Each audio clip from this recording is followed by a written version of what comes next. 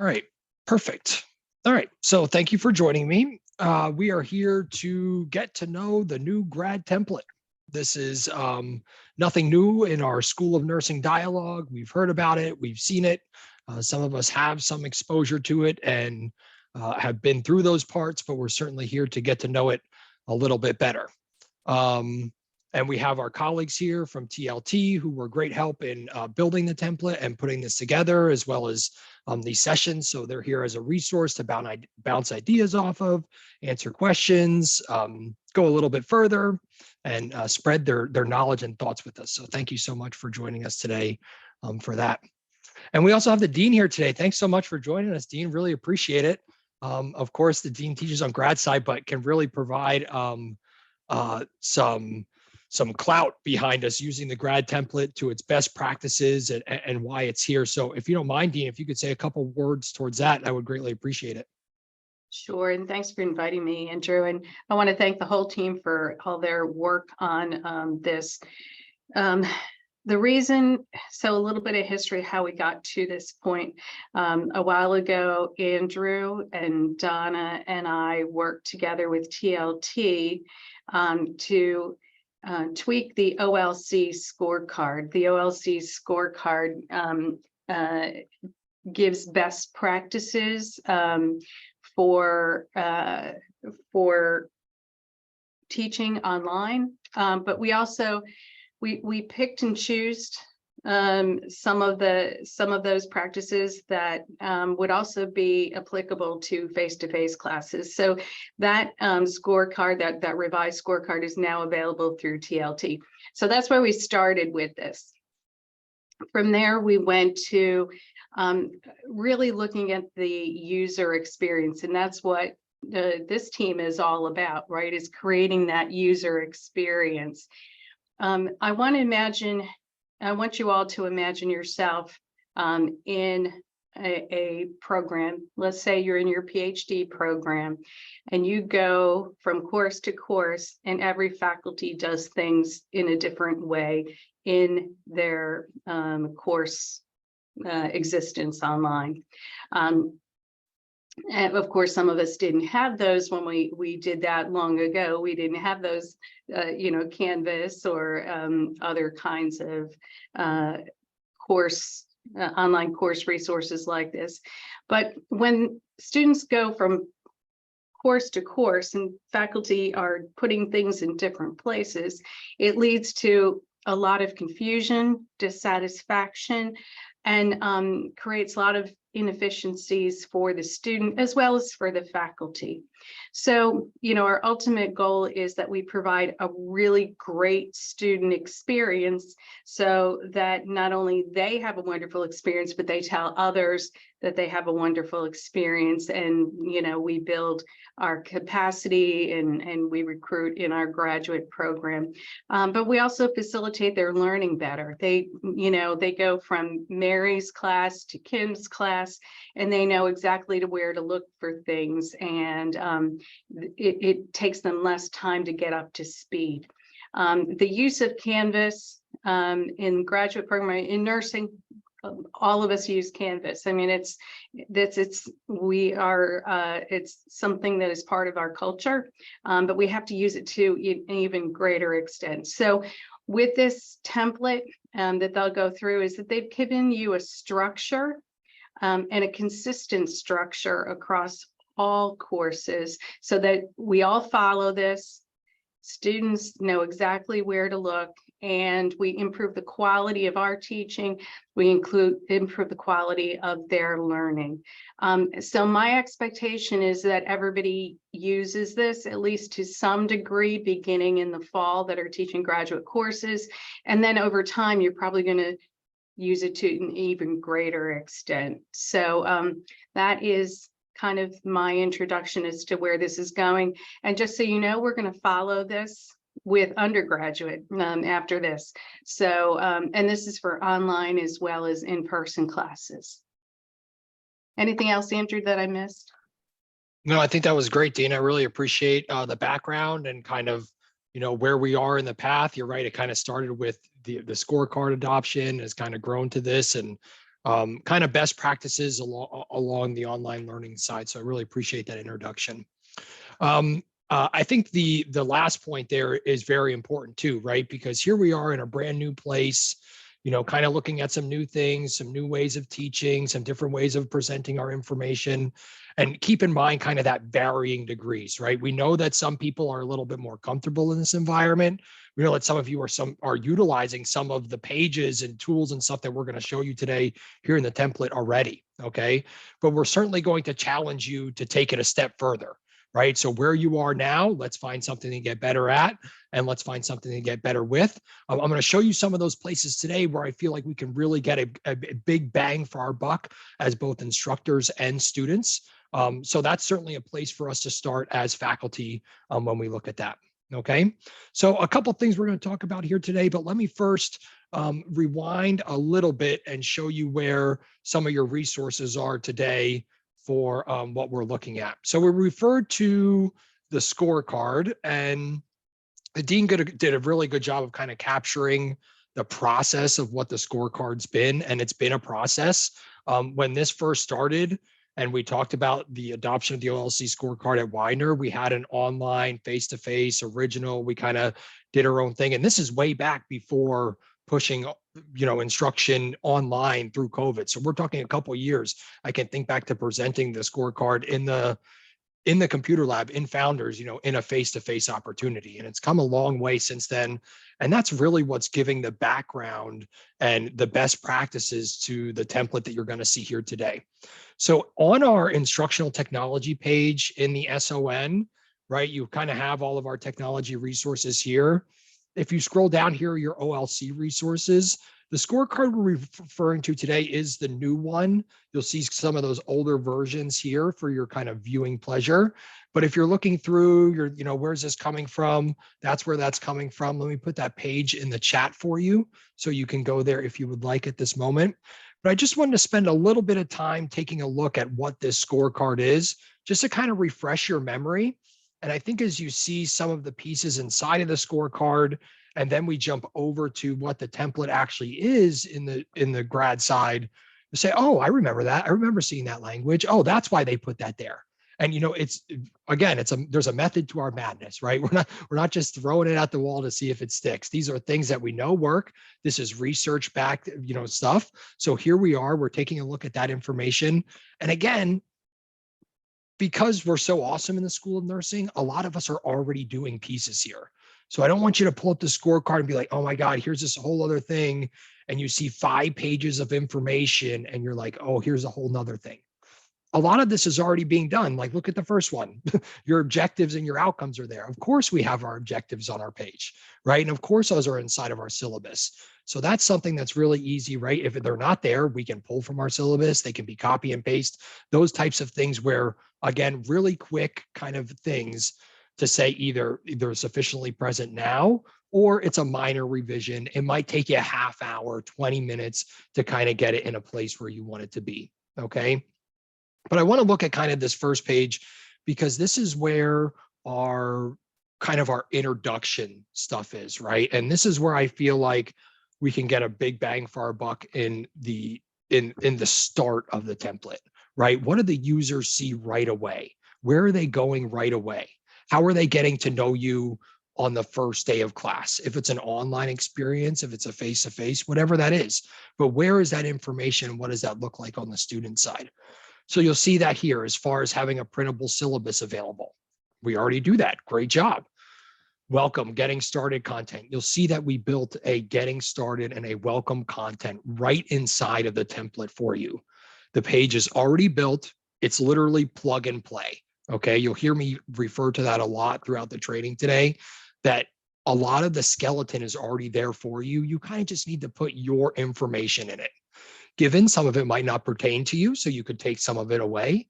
But we tried to think of everything that you might want and things that our learners might need in that scenario and presented that information to you in the template. Okay, so the getting started, the orientation or the overview, right? Kind of like a video introduction type thing. You'll see that inside of the template. Course information area, contact information, all of this again inside of the template. So as we make our way through, your first page is sufficiently present right off the bat. Okay. And then you'll see we kind of jump a lot more into kind of the nuts and bolts that come with the designing aspect of it. So you'll see some of the accessibility standards here as far as making our pages accessible. We'll show you the accessibility checker here on the pages. You'll see other things as far as making sure we're free of grammatical errors and spelling errors. And some of these are like, yeah, kind of like we know things, but yeah, they're on the list because we know this is best practices. And we know that as careful as we are, some of these things are present sometimes, right? So it's still that we need a reminder. It's not saying that you don't do it or that we're really bad at it. It's like, hey, this is best practices. Make sure we're checking it, making sure we're looking at it. Thankfully, a lot of the titles and headings and styles on the pages in the modules are already built for you. We have awesome icons that are there for you in Widener colors. We have headings, we have page breaks that are all put in there for you that already meet accessibility standards and kind of give your page a little bit of that, pizzazz, right? It's not just text on a page where I'm just reading a Word document and it's, my eyes are heavy. It gives you a little bit of bullet point action, gives you some icons, gives you some places to focus your energy and kind of walks you through that. So you'll see all of that stuff is kind of built in there for you as far as design and layout. Content and activities, obviously, this is a little bit more in your court as the subject matter experts, right? We're here to talk about what your activities look like and variety of your activities and what those best practices are. But you, as the nurses and the people teaching the class, know what your activities are and what that looks like. So kind of a little bit of a separate conversation than the whole design template aspect, but certainly welcome to have that as well. The interaction, again, another piece that, we kind of promote different activities being used in the template. You'll see we have pages built for discussion boards, pages built for multimedia, pages built for text. So this is kind of that interaction, back and forth, varying activities type of experiences. Okay, we give you all of that inside of here. And last but not least, assessment and feedback. We talk about this a little bit inside of our best practices, but again, because you're the instructor, the assessments and the feedback is kind of on your onus, right? We can sit here, we can talk about best practices, what you need to do as the instructor, what we're looking for and what your students are looking for as far as feedback. But as subject matter experts and you grading the assignments, we have to make sure we're hitting these places inside of the sufficiently present category. And again, they're good reminders, right? It's a good way to kind of put that in our brain of, oh, I could probably improve on that a little bit. Or you'll see that, we have some things that are as simple as an up-to-date grade book, right? And that means that we're just putting dates on assignments. Again, I know we're all very busy, but we at least owe it to our students to know what dates their assignments are due, right? If we're in an online environment, you're asking your students to use computers, you're asking your students to be in computer lab, you're asking your students to submit your assignments online, we should probably be putting the dates on the assignments that are online, right? So that's, again, we're like, oh yeah, that makes sense. We should be doing that, but it's written there for you so that if you just need that gentle reminder, that gentle push towards this is best practices, this is what your students are looking for, this is the expectation inside of the School of Nursing on the graduate side at this time, and certainly as we move towards the undergrad, that's sufficiently present here for you. Okay. I just want to pause there for a second because I know I went over that scorecard really quick. That's 5 pages of information. I talk really fast, so I'm sorry if I flew by that, but lucky for you, it's being recorded, so you can always go back and hear it anytime you want. Is there anybody who has any questions about the scorecard or anybody from TLT who thinks I might have forgotten a piece there that could jump in? All right, marvelous. Okay, good. We'll chug right along then. So again, that's your scorecard. I have that on our School of Nursing instructional technology page, couple different options there. And again, the OLC scorecard is just one piece of information, right? If you're looking at research, you're talking about instructional design and what's out there, you'll hear words like quality matters, and you'll hear words, like all these accessibility standards are out there and these different acronyms and the OLC and all that. These are all just these different entities. The same way in nursing, we have CCNE and NLN and ALA and, all of these different kind of entities that have their own standards, their own kind of best practices. This is the product you want. Same thing here. So Online Learning Consortium is that product. That's where that's coming from. But you'll see there's a lot of overlap when it comes to kind of the quality matters and the other side of it, and what you might see there. So again, that's on our instructional technology page under our OLC resources. If you have any questions about it, you want to look at it a little bit more closely, you still want to have a conversation, please don't hesitate to reach out. Happy to do that with you. Okay, good. I'm going to jump out of the scorecard and show you the environment we're living in, right? And this is the School of Nursing grad template. Okay, we've seen this inside of faculty meetings. Some of us already have shells that have the School of Nursing grad template in it. You might have been part of the pilot that had the School of Nursing grad template in it. So kind of varying degrees, but as the dean mentioned, this is the template that is going to be delivered to all of our grad courses come fall. So we're working with our colleagues in ITS and colleagues in TLT to kind of make that Canvas colleague conversation occur. So we can say, okay, here's a grad class, here's the template. So when you open your grad class in fall and you open that offering here come the third week of June 20th, I believe is the week that our courses are delivered, you will have this for your grad courses, okay? If you want this before then, please don't hesitate to reach out. Okay, every single one of these that I've done from this leading up, this is now our third, I've made 5+ shells afterwards because someone shoots an email and says, hey, I have this course coming up. I really, the template looks good. I want to get started. Because again, there's pieces in here that you can make your own. And this kind of pushes us towards the master environment. I'll get to that in a second. Go ahead, Banny. Unmute yourself there, Banny. Thank you. So in the earlier sheet, I see there is something called OLC instructional online face-to-face. So this new version, is it a sort of an amalgamation of all those older ones like online face-to-face original? Yeah, the new one is a hybrid online adaptation. So because I would say the majority of our grad classes are of that hybrid online format, that's the one that's followed here. I believe there is a face-to-face one, Anjali. That is actually not the latest version of the fillable. How about that? I was actually looking for it. I was going to put it in the chat. However, the content and the basis of the overview that Andrew gave was still consistent with what we are looking for the most part in the online fillable OLC scorecard that's adapted for Widener. So I'm going to find that and give that to you, but it is a fillable form. And it actually is for all courses. So while we try to focus on online in terms of looking at Canvas, we want to make sure the consistency across the course, whether it's online or it is face-to-face, has the same pieces in your Canvas course. So everything that Andrew kind of went over, it still applies to a face-to-face or an online or even a hybrid course. Perfect. Thank you so much. And that's my bad for not having the most recent version there. I should have caught that. I thought last time we looked at it, it was a dot plugin for the sufficient, not sufficient. So maybe that's what different here is. This one's a square. So maybe that's what I'm remembering. That's my bad, but we will certainly get the new one linked. Again, as Anjali said, it's the majority of the content is still the same.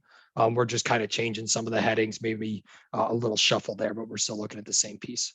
Does that answer your question there, Banny? Quite, yes. So once this becomes operational, I believe the older ones becomes defunct, right? Whether it is online, face-to-face, it is all gone. Yeah, for sure. Once I get that new copy from Anjali up there, I will I'll keep the old ones in our documents. So we have those pieces, but the only one I'll put there is our new one because that's the one we're using across the university now. So I'll get that old stuff out of there so we have a little less cluster there. All right. Thank you, Andrew, and thank you, Anjali. Absolutely. Thank you, Banny. Appreciate you. All right. Awesome.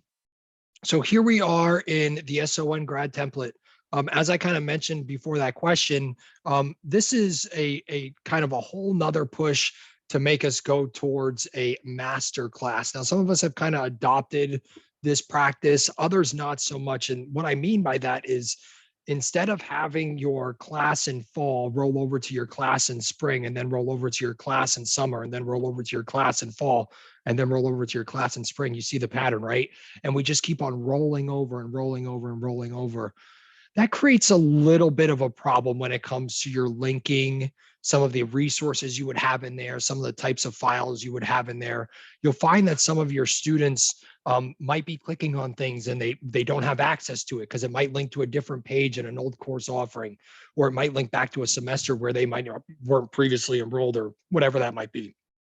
Also, the master idea gives you the ability to be constantly working inside of a space, right? We know that as educators, we're constantly developing our practice. We're always finding new resources. We're always finding a new idea that we want to incorporate into our teachings.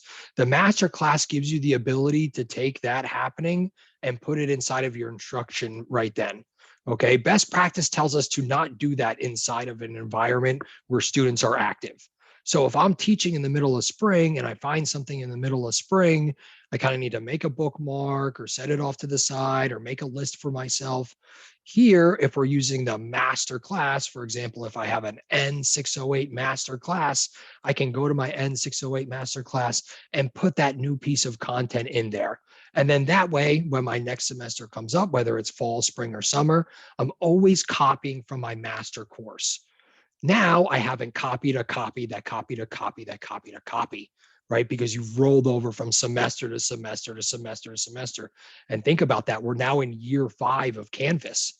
So some of you that have been rolling and rolling and rolling and rolling, those rolls might have, that ball's really big, right? That's a long roll. So we want to kind of get over to that master environment so that we're always have that one place where our most up-to-date content is, where we can work as instructors while we have students live in other places. And then when our new semester offering comes, we can kind of put that in there. So you'll notice that if you ask for a shell, it will have master inside of that course name so that you as an instructor, when you go to look for your courses, you can just identify the master courses, right? Inside of that course list that can get very long as both a course coordinator and a faculty member for multiple years. Okay, we know those past enrollments get very long. So take a look for that and know that if you do request a shell, you will get that master in it. And that's the way the conversation's being pushed. That's the way we're going to adopt. So we want to make sure that we're keeping that going here. Okay, so there's my master spiel. So let's get back to what we're here for and looking at the grad template. And as you look at this, here is our landing page or our home page inside of the grad template. So first things first, awesome graphics, right? Love the founders up at the top, the ability to kind of see where they're learning, having the School of Nursing in it, really nice buttons inside of there.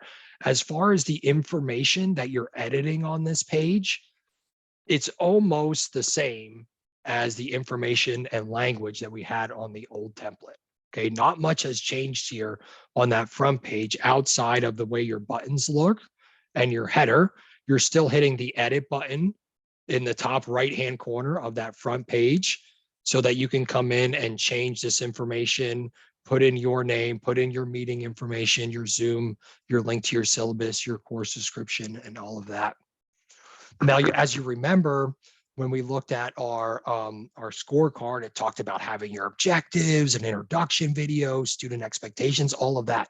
We have all of that built in modules, okay? We really tried to limit the scrolling on this front page. If you looked at some of the courses that we have now, some people have all of their objectives listed, then a topical outline, then an introduction video, then information about a clinical site, it's like, holy Jesus, all this stuff all the way down. And as a student, we get lost in that. And your most important information gets lost in that, right? Because my eyes are all over the place when the page is that long. So you'll see we really limited this first page to kind of base, scratch the surface information about the course, and then a lot of that introduction, expectations, objectives we have built into your modules for best practices here. Again, in pages that are already made so you can plug and play in your own environment. One distinction I do want to make here outside of our old template, right? If you remember back to our courses that are delivered now, and we look at those courses that come to us, when you land on the old page, you technically land on what Canvas calls your syllabus, okay? Your syllabus is just a page inside of Canvas, okay? Your syllabus also has, by default on Canvas's side, the course summary at the bottom of the page, okay? This is something students really liked. They really liked seeing what they had to do. They wanted that snapshot of what they had to see. And when we first showed this off, everyone said, well, where's the course summary? Because it's not on this page, because we're no longer utilizing the syllabus for this page. Okay, we're just utilizing a page or a blank space, and then all of this was made inside of the blank space. What you do get on this page, as it being the home page inside of here, is that it populates inside of the to do and the coming up area on the page. So again, thinking back to the scorecard, as long as our assignments have dates tied to them, that summary will still appear for the students on the right-hand side. They can still see the assignments that are coming up. They can still see what they need to do in real time. It's just at a little bit different of a place. And that's one place I think we might get, a little bit of student feedback when we start. They're going to say, well, where is that? It looks a little bit different, because it is. On the new template, it is a little bit different. It's over here on the right-hand side rather than at the bottom. And that's a little bit different on that front page there. The same thing with your to-do list. All of that information also populates inside of the calendar. So if your students are saying, I really like that resource, where is it? How comes I can't see it? That's another place that you can push your learners to kind of see all of that information in a linear form. You can view it as a month, you can view it as a week, you can view it as a day, whatever works best for them. But again, back to best practices, as long as your assignments have to-do dates and have that information inside of the learning management system, then that will be populated there for your students, and they'll have that for themselves. Okay, so again, it all kind of comes back to that. When we look at kind of editing the page information here, again, we're putting in our own stuff here. You have a button that goes to course modules, have a button that goes to course resources, have a button that goes to technical support. The technical support button is already built out for you with all grad information. Okay, the only thing you would need to do is if you wanted to add something here, right? If for maybe you were using a different publisher resource, or using some different tool, or you have some maybe another person that you want the students to connect with in some other way, that would be something else that you could put here. But you can see that we have all of our TLT information filled out here with phone numbers and help desk. We have my own information and Janet's information here, our graduate nursing office, how to contact ExamSoft, how to contact Canvas support, and then more information on Canvas there as well. So again, if a student needs help, this is a great place to refer them to. Okay, you don't have to go searching for numbers. What was that number for the help desk? What's the email address? All of that is already built inside of your template. You can push the students towards this resource. Go ahead, Kim. I just wanted to make a recommendation. Sure. Maybe can we have the writing center added to that? That's something I utilize quite a bit, Andrew, and it sometimes gets lost in the whole hustle of it. So Kim, I'll tell you what, great minds think alike. It's already on here. oh, perfect. Thank you. I just have to remember where we put it. We put it right here in overview. So here's overview, and then student resources. I have graduate nursing office, library, my Widener, writing center. That's fantastic. Thank you.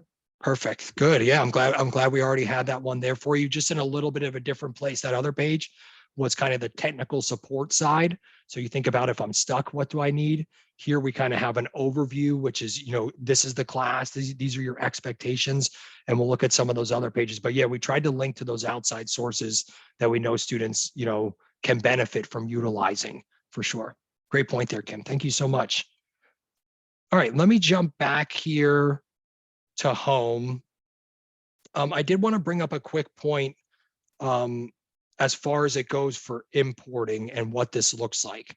Because the SON grad template is not utilizing the syllabus page as its home, if you were to take your last spring offering and came into your new shell and said import existing content and brought in your new spring course, your new spring course is going to change back to your old spring homepage. You're going to lose this front homepage. Okay. Easy fix, right? We can always go back and do that. But best practices, and what I do want to show you is that if you are going to import into your new grad template shell, when you do your import and you're copying a Canvas course, instead of saying all content, right? If you choose select specific content, and let's say I went to one of Kim's, I don't know why I'm not getting my 601s there. My 603s, my menu's slow today.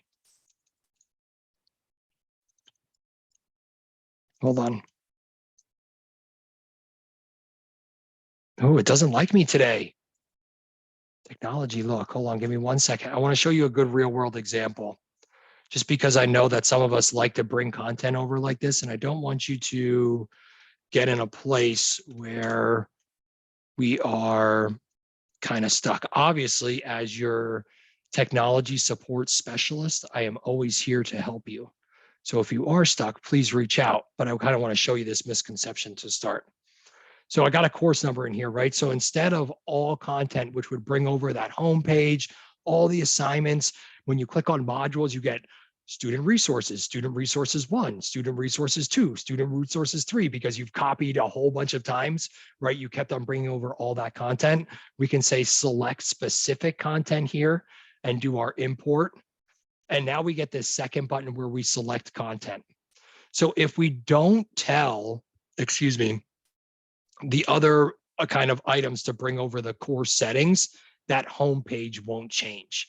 But of course, you're going to want your assignments, you're going to want your discussion topics, you're going to want your pages, you'll probably want your rubrics, your files, your learning outcomes, those types of items.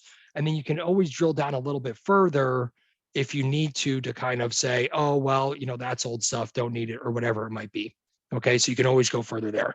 But that's the alternative to bringing everything over. So we don't necessarily take away that homepage that was designed for you, even though we can kind of get that back in settings. But we want to look at kind of that specific content to bring over. And then again, we can alleviate some of the student resources 1, student resources 2, student resources 3 from all of the copies that we've done prior. All right, perfect. Okay, good. A lot of information there again. I'm going to jump over to our modules, which is where the majority of our design work came here for your learners. You'll see that the menu inside of your grad template has a lot of these items hidden from your students. And that's by design, because we're pushing your content towards modules, right? So if you have a discussion, you have an assignment, you have files you want to share with the students, those things are being added in the module sequence, okay? Now you'll keep notice here that we have some items, 2, 1, 2, 3 modules will be delivered to you inside of your new grad template, okay? 2 of these are guides for you as the instructor. They're keep unpublished, okay? They're there for you to use, they're there for you to look at, they're there for you to help, they're there for you to guide. Then you have this other part, which is your getting started, which is kind of that front part for your students, right? This is the first thing they're seeing. So you have a Canvas overview, Canvas organization. We saw the technical support page, a page where I feel as the School of Nursing can improve, and a place where we can all do your overview, right? Copy and paste your objectives, give your course organization, talk about what your course looks like there a little bit. We also have your course introduction and welcome video. a place where you can put that. Again, name, email, office hours, this stuff is already there for you. You're just plugging in your information for your particular course. Okay, you can copy and paste your bio from your Widener faculty profile there. All right. Now, maybe you're saying, man, introduction video, I don't really know how to do that. Where do I get started? Now, we have the guru of all gurus when it comes to video, and it's Mr. Devin Dotson inside of TLT. He did a great job looking at how to create an introduction welcome video. We did some outlines of what you can talk about, what that looks like, some things that can be in there, some things maybe you don't want to be in there. Relax, be yourself. And then he did a great example for English 101. Okay, so again, if this is something that's new to you, something you need to familiarize yourself with a little bit, we don't want you to feel like we're like, hey, go do this. And it's like, okay, but how and where? What do I do? The resources are here for you. Okay, so take a look at that. Great job there, Devin, again. Awesome. When we take a peek at some of the other pieces there, it really loves to load that page over and over again because of the video. The other piece that you can kind of put in is your expectations for your own course. Okay, you'll notice that a lot of this stuff, again, is kind of layman's language as far as being on time, turning things in, doing things in a timely manner, using your resources, writing in APA format. We left some of these other items highlighted in yellow for you to put in your own language, okay? This is the one place that, yes, is already published. So your students can see this, right? So you need to make the mental note as the instructor that inside of your master course, or as you roll over to the fall and you adopt for the spring and something changes, you go in and you change the expectations or you modify the expectations. For the most part, because you're working in the master environment, once this stuff is put in, you roll over to every semester, it's there.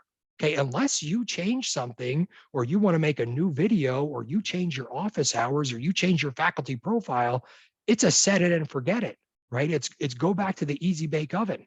You put it in there, it's there for you. And then as you move on to the next happening, you go back to that master shell and you bring it over to fall. And then here's spring, we go back to our master shell and we bring it over to spring.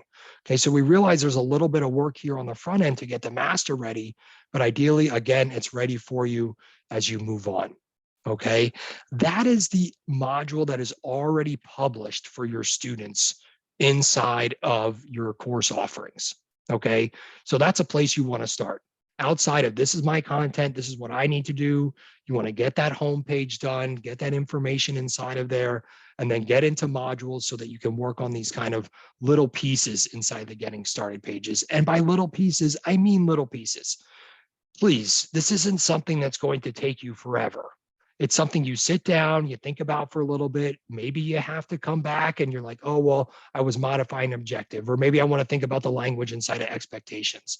But this should be easy stuff. We tried to make it as seamless as possible as it came to kind of the transition here, again, in a plug and play environment.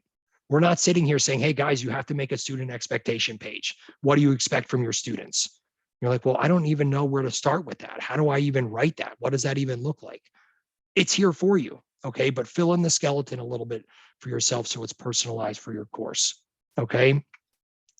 The other pieces I want to look at here quickly are your other two items that are unpublished. And these are your guides and kind of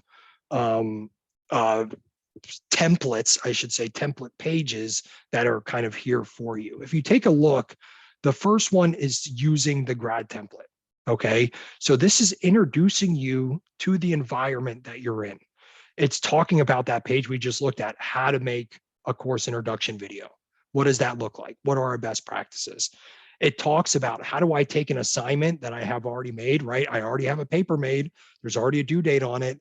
How do I add that to a module? Or I already have a discussion made. How do I bring that over to a module? Adding course content to module items. This is literally a step-by-step guide of screenshots of how you click and where you click to bring that content over to your modules. Now, I know that there are some extenuating circumstances in the room. For example, Kim is the guru of all gurus when it comes to case studies inside of discussion boards. So her discussion board area is extremely robust and has conversations upon case studies that your mouse can't even scroll through sometimes. And we do our best to kind of clean that up. We're not going to bring all that over to a module. Okay, it's just taking that and replicating it somewhere. So we know that there are some places inside of here where that practice of bringing it over might not necessarily make sense for that activity or that learning content. Those case studies, in Kim's case, is a place for that because it's a very robust activity and it's already built inside of discussions. Okay, that's where those students are. So again, papers, single discussion boards, topics, responding back to classmates, all of that stuff can kind of be built back inside of your module here. And we have a step-by-step guide of how to put that in there. Again, thankfully, Google is your friend. Canvas is the most widely adopted LMS in North America. So when you are looking for something or how to do that, a quick Google search can help. There's videos everywhere. There's videos on YouTube. There's videos from other technology departments. You have your TLT people. You have your SON people. So we're all here as resources to make this environment successful. One of the largest pushes inside of here, and you've heard this before, we've had professional developments on this before. How do we use Pages better? What does that look like inside of Canvas? And Pages is, your Canvas Word document, right? It gives us a place to format all of our text. It gives us a place to drop assignments, to put links, to link to outside resources. So here we have a kind of how-to guide of what that looks like inside of Pages, okay? Your pages are exactly what happens when you hit the edit button. This is a page, okay? This is nothing that we're unfamiliar with. We're just kind of putting this term on it and pushing you towards the best practice on the module side. So your pages, right, have all of these tools inside of it. This is your rich content editor up here at the top, they like to call it. You also have your accessibility checker down here at the bottom. You know that when you hit your accessibility checker, we're looking for our balloons. If for some reason something inside of the accessibility checker does, like the text is off or it doesn't look right, and we hit our accessibility checker, notice now because I changed this to a really light yellow, now my guy has a 1 by it. And he's going to tell me that, hey, you have text smaller than 18 and the minimum contrast ratio doesn't mix. Look what they do here. It says, hey, just move it over here. Do I meet it? Do I meet it? Oh, look, I'm at the minimum contrast ratio. I can't apply. Okay, I fixed that accessibility issue right inside of that page right there. So that's a great tool that's there. And again, looking back to your best practices, thinking about your OLC scorecard, that accessibility prompt is right there. I want you to look at that on side of Pages. Make sure we use our tool to the best of our ability there. Wow, I got about 15 minutes. Let's take a look real quick at some of these other pages that exist inside of your unpublished area. I want you to pay kind of close attention to not only this first part where it's how do we use pages, what do they look like, how do we link things, but again, we tried to put you in a place of, okay, now I know what pages are, now I've learned about the new template, what do I do, right? That now I got it all, how do I get started? That's our sample module 1, okay? We've outlined best practices. Best practices says introduce the module, give your students kind of like a to-do list of what that looks like, what are they going to be doing, have some type of conclusion or wrapping up of the module. So what we did is we took all of these pages and built them out for you. Okay, so let's say my module 1 introduction and the first module we're looking at, I don't know, AACN standards, right? So when we come into the introduction and we look at the to-do list, these pages are here for you. Your module introduction you're typing out, you can copy and paste objectives. You might have students reading, participating, watching, and completing, or you might have them reading, watching, and completing. Whatever that is, delete it, leave it there. Again, make it your own. I can just hit edit on this page and type. Okay, and then it's there for me. Now I'm done with module 1. I'm ready to do module 2. Again, we made this easy for you in a plug and play environment. You did your introduction to module 2, come hit your 3 dots, click duplicate. Okay. Now you have module 1 and you can rename, edit, and say module 2 and update. And now you have a module 2 introduction page and to-do list. Okay. It's already made for you as you move forward. Okay, same thing with, let's say, okay, the first thing you want students to do inside of the module 1 is you have a video you want them to watch, a good resource you found on YouTube, or a good resource you have for the publisher that you want them to view. We have a sample multimedia page. The great thing about pages is it allows us to set the context for our learners. Okay, this is something that we find sometimes lacks inside of the online environment. Go ahead, Anjali. I just really briefly, when Yeah. you make a copy of the page, outside of also changing the number of the page, if you look right here, it says sample multimedia page template, copy. You want to make sure you also delete the word copy, because then every time a student looks at the page, it's going to be a copy of a copy of a copy. So outside of also changing the week number, also make sure you delete the copy. Perfect. Great point there. Absolutely. And that one's easy to miss because on that edit, that the field where the title is a very short field. So you don't really see the end of that title until you come to the module view or you're looking at it on a page here. So that's a great point. Kind of get your cursor all the way to the end there so you can get those copies out of there. Certainly would be confusing for your learners. Rewind.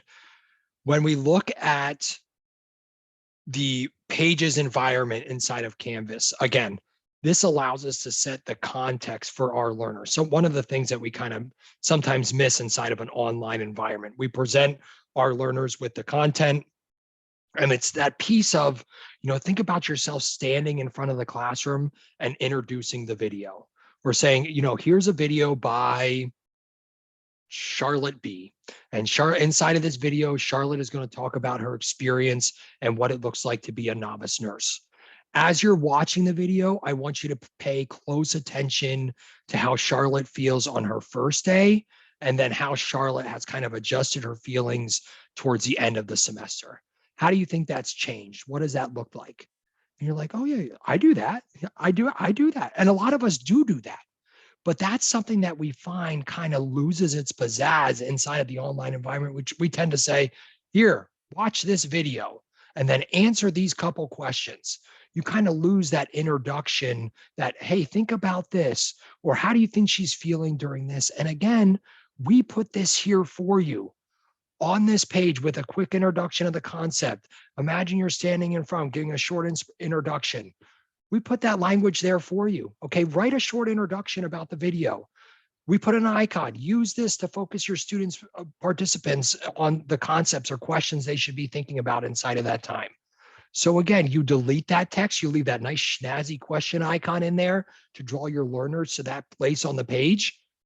Type in a couple questions you want them to think about, and you now set the stage for the learning as they're making their way through, right? Instead of just hitting play and going in blankly, I kind of have that background knowledge, those aha moments. I can access some prior knowledge before I watch that video. Guys, this is nothing new. This is all best practices to good teaching, right? This is all stuff that you see inside of the content pages on your scorecard. This is all stuff we already do, right? But here we're actually putting in writing, and we're giving you a template inside of Canvas to put that information with some really snazzy icons and some design aspects to make it easier for your learners to find those things. And now when I go to a multimedia page in one class where I watch a video, it will hopefully look similar in those classes so that I know no matter what class I'm going to, there's going to be a couple questions I need to think about. There's going to be an introduction to the video that I can look at. And, well, how do I put a video on? Well, here are the links. How to embed a video from Studio, how to embed external media. We put these links here that in case you didn't know how to do that, as the instructor, you can click on how to embed a Studio video, and it will take you to the guide of how to put that in. Now, this might be a little daunting. So you have your neighborhood friendly technology support specialist that you can always reach out to, and I will gladly help you get this content in the place that you want. I don't have to be a subject matter expert to help you put videos on pages. Okay, I don't need to have my PhD in nursing to know what a good page looks like or how we should set the background for your learner. So those are all conversations you and I can have to make a better experience for your learner, and ideally have you reap the rewards of that when it comes to, I can't find this, where's this, those emails that we get in panic. We have it all laid out, very centrally located here for your students in a logical, student-friendly manner. So ideally, everyone can be successful inside of the environment. In case you forgot my email, it's there for you. I'm happy to help with all of that as well. All right, perfect. Let me jump down to, that was the multimedia page. Here is the text page, right? Same thing. We put some icons here for you. We talked about some of the overall principles to presenting text as far as bulleted list or what that looks like. This might be helpful for you. It might not, but the majority of this, again, is focused on best practice and allows you to come in here, click the edit button, and use this as a template.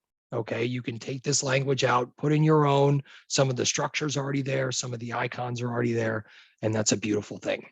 Okay, we also have our wrap up kind of look ahead. Again, you can make a copy of it. This is you wrapping up the module, talking about what occurred, a sentence or two, and then looking ahead, how does it connect to the next topic? What does that look like, right? So again, let me go back to what the dean said in the beginning, because I can see some of the faces of, holy geez, there's a lot in here. And I have a lot of modules and I have a lot of content.